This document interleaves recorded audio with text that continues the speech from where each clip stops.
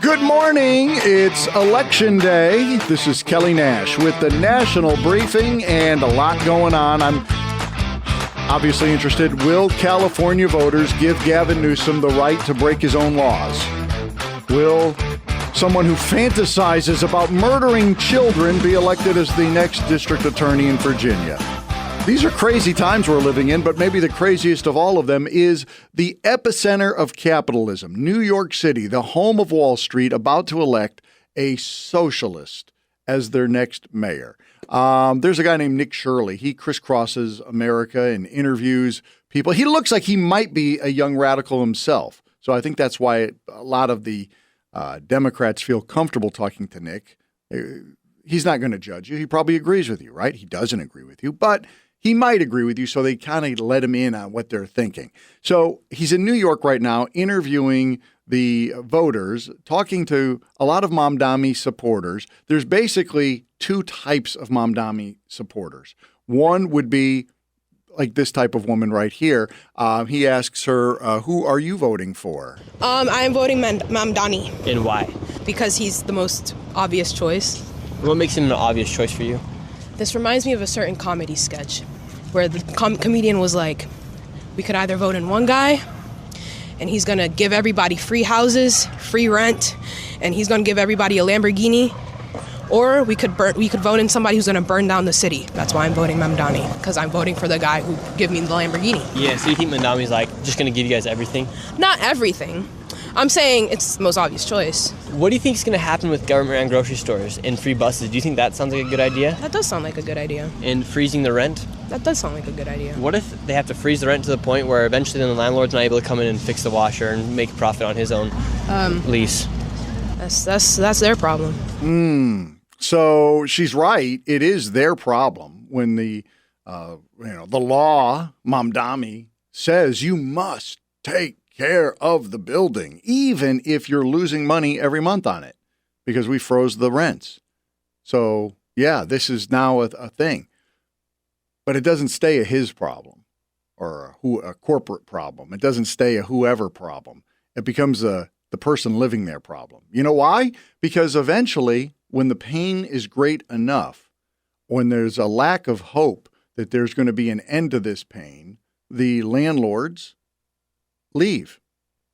They just leave. They abandon buildings. You've seen this happen in Cuba, Venezuela, Soviet Union. It happens everywhere. The landlords just eventually give up and they leave. They either leave, in this instance, they could leave the state and probably escape anything from New York, or they might even leave the country. And then you're left sitting there in a rat-infested, deteriorating building with no water or heat and air conditioning. That's your future. You're choosing that right now because you don't understand how life works. And by the way, that was a hysterical comedy bit. I wish I could find that on YouTube. The guy who said, are you going to vote for the guy who burns down the city or the guy who is going to give you free Lamborghinis? Is that actually even a choice? I mean, is there anybody who runs on that campaign of I'm going to burn down the city? Who is that in that New York race? Is that Sliwa? I guess he'd be the one who's going to burn down the city because he says, I want to stop criminals. Or maybe it's the old Governor. Going to try to be the mayor, but he's not going to make it, it doesn't look like. Okay, so that's one type of voter, the one who wants everything for free. And then there's the other ones. This is some liberal white couple right here. They're not, I'm guessing, not millionaires because they seem to have a disdain for millionaires, but they've already voted. They've left the polling station, early voters. And are you not concerned that because a lot of Mamdani's programs are predicated on the fact that he's going to massively increase taxes on the millionaires, that they're all just going to leave. They're just going to move to Florida. I think millionaires tend to not pay taxes, don't they? They tend to avoid paying taxes. Yeah. And what about the government-run grocery stores? And I think there's too many hungry people and too many potatoes here that are $5 a pound.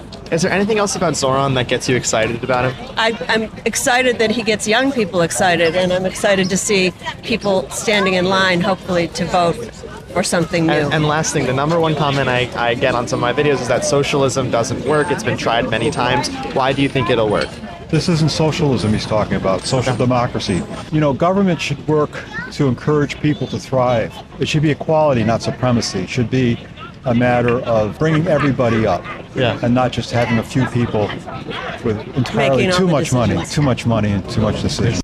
It's not socialism. It's Democrat socialism. It's not Marxism. It's freedom Marxism. It's not communism. It's capitalist communism. You can put any kind of adjective you want before the word, but just look at the policy. The policy is free grocery stores.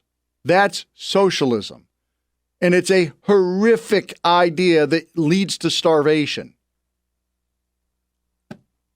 And to his earlier point, aren't millionaires the ones who don't pay taxes?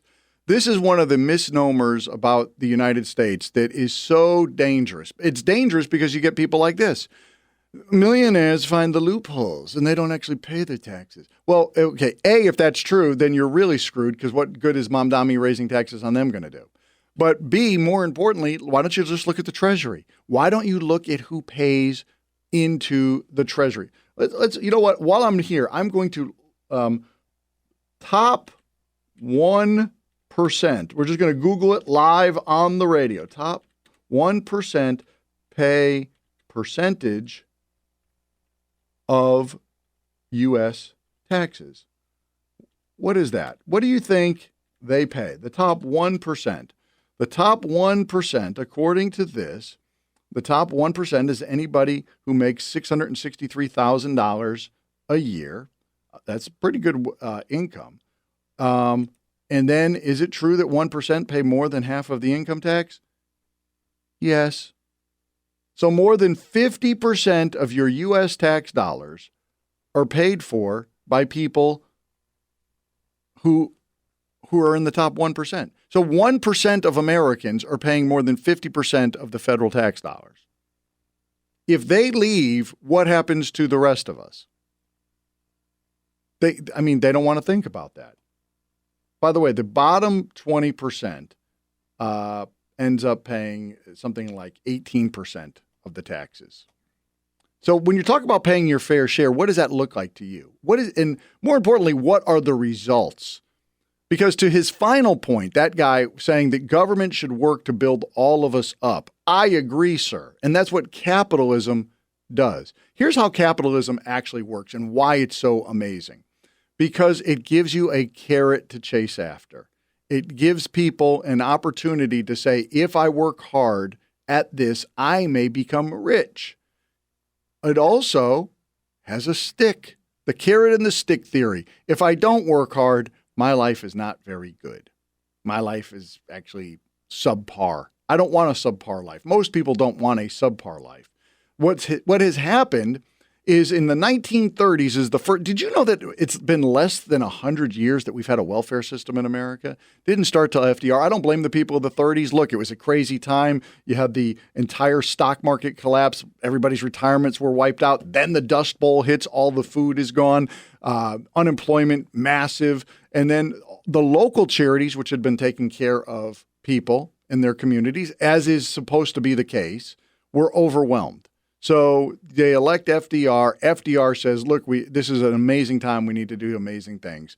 So he says we're going to create fake jobs. We're going to build up, we're going to take tax dollars we don't have. We're going to run a deficit. We're going to figure out ways to hire people to do stuff that's really not that important. And then we're also going to just give money away to just try to get food on people's tables. And the ironic thing is the people who grew up in that era are the ones least likely to get on welfare. They hated it. They knew instinctively, this is horrific. I don't want to be a part of this. The welfare expansion of the 1960s is what started doing this country in. Now, that was in the 1960s, 1996. So we're talking 30 years later.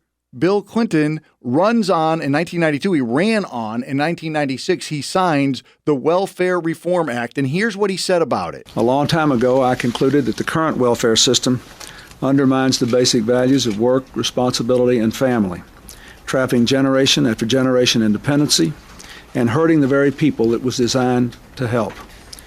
Today, we have an historic opportunity to make welfare what it was meant to be, a second chance, not a way of life. And you know what? It was a chance. And you might be asking yourself, well, what happened with welfare reform? I'll tell you what happened. First off, if you go and watch the videos from that era, it's hysterical that there's many of the same people still there. Chuck Schumer was there. Nancy Pelosi was there.